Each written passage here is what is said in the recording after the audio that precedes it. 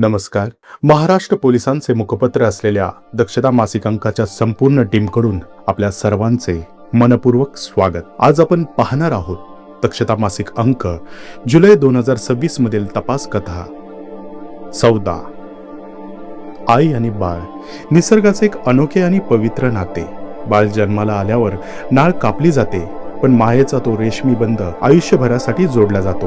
पण याच समाजात काही अशाही घटना घडतात ज्या मानवतेला काळिमा फासतात.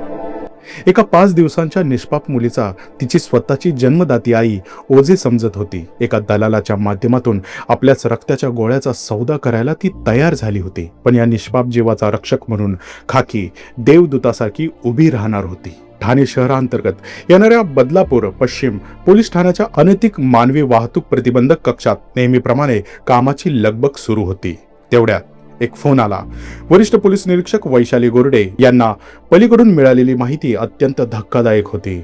सोशल मीडिया प्लॅटफॉर्म इंस्टाग्रामवर लहान मुलांना बेकायदेशीरपणे दत्तक घेण्याचे व्हिडिओ फिरत होते आणि सोबत एक मोबाईल नंबरही होता. भारतात कायदेशीररित्या दत्तक प्रक्रियेसाठी केवळ कारा ही एकच केंद्रीय संस्था असताना हा बेकायदेशीर काळाबाजार कोण करत होते? प्रकरणाचे गांभीर्य ओळखून वरिष्ठ पोलीस निरीक्षक गोरडे यांनी क्षणाचाही विलंब न लावता गुन्हेगारांना रंगेहात पकडण्यासाठी एक चक्रव्यूह रचला. पोलिसांनी दिलेल्या नंबरवर ग्राहक बनून संपर्क साधला. समोर लाला नावाचा दलाल होता. पोलिसांना मूल हवे असल्याचे बतावणी करताच लालाने थेट सांगितले, मुलगा असेल तर 7 लाख आणि मुलगी असेल तर 5 लाख रुपये लागतील. मानवतेचा हा निर्गुण सौदा ऐकून पोलिसांचे रक्त सळसळले, पण त्यांनी संयम ठेवला. डील पक्की झाली. मुलीसाठी 5 लाख रुपये ठरले. लालाने 20,000 रुपये गुगल पे द्वारे ऍडव्हान्स मागितले आणि उर्वरित रकमेसह बाळाला ताब्यात देण्यासाठी शहराबाहेरील श्रद्धानंद हॉटेलचा पत्ता दिला. पोलिसांच्या पथकाने तातडीने 20,000 ट्रान्सफर केले आणि पोलिसांचा सापळा पूर्णपणे तयार झाला. ठरल्याप्रमाणे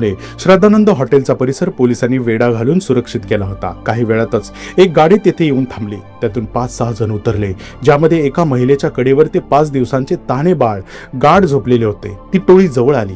ती जवळ येताच वरिष्ठ पोलीस निरीक्षक वैशाली गोरडे यांनी अत्यंत चपळाईने आणि सुरक्षितपणे त्या चिमुरडीला स्वतःच्या ताब्यात घेतले. गुन्हेगारांना काही समजण्याच्या आतच महाराष्ट्र पोलिसांच्या शूर जवानांनी त्यांना चाहूबाजूंनी घेरले होते. काही सेकंदातच बालतस्करांचा खेळ खल्लास झाला. पुरुष आणि एका महिलेला जागीच अटक करण्यात आली. पुढे तांत्रिक तपासाच्या आधारे फोन बंद करून लपलेल्या सुरजा बानो नावाच्या मुख्य सूत्रधार महिलेलाही पोलिसांनी शोधून काढले आणि गजाआड केले. स्वतःच्या जीवाची पर्वा न करता एका निष्पाप मुलीला बालतस्करांच्या नरकात जाण्यापासून वाचवणाऱ्या ठाणे गुन्हे शाखेच्या या शूर टीमचे कौतुक करावे तितके थोडेच आहे. मानव तस्करीच्या या रॅकेटचा पर्दाफाश करून नवजात बालकाची सुरक्षित सुटका करणाऱ्या बदलापूर पश्चिम पोलीस ठाण्याच्या गुन्हे शाखेतील अनैतिक मानवी वाहतूक प्रतिबंधक कक्षाचे वरिष्ठ पोलीस निरीक्षक वैशाली गोरडे, सहाय्यक पोलीस निरीक्षक स्नेहल शिंदे, सहाय्यक पोलीस उपनिरीक्षक विजय पाटील आणि पोलीस अंमलदार हर्षदा थोरात, राजेश सुवारे या संपूर्ण पथकाचे अभिनंदन राज्याचे पोलीस महासंचालक माननीय श्री सदानंद दाते यांच्या हस्ते पोलीस महासंचालक कार्यालय येथे जून 2026 मध्ये करण्यात आले. नवजात बालकांची खरेदी विक्री हा गंभीर आणि शिक्षापात्र गुन्हा आहे. अशा प्रकारची कोणतीही माहिती मिळाल्यास तात्काळ जवळच्या पोलीस ठाण्याशी किंवा हेल्पलाईनवर संपर्क साधावा. अशाच उत्कृष्ट तपास कथा ऐकण्यासाठी आमच्या या चॅनेलला सबस्क्राईब करा. सतर्क रहा, सुरक्षित रहा. धन्यवाद.